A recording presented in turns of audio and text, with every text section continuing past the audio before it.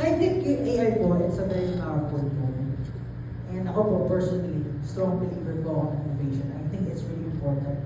But siguro po not at the expense of yung inanakaw na yung identity ng mga artists or creative rights.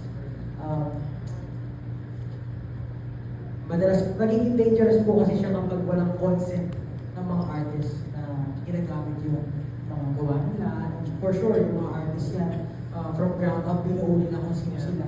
Talagang pinaghirapan nila yung mga nilalabas nila and kung paano sila nabuo as a person. So, for these softwares or companies to use it without their consent, I think it's very unethical and I think it should be illegal. Sana po yung mga gumagawa man ng ganitong mga innovation, dapat mas patindihin pa nila yung rules or maging strict sila pagdating sa paggamit or siguro dapat yung mga artist has the sole control if gusto nila ipagamit yung identity nila, yung personality nila, yung creative outputs nila dito sa mga ganitong klaseng bagay. So, yun, personally, pero naniniwala po kami innovation is very important. Kailangan ng manayulog na maayos.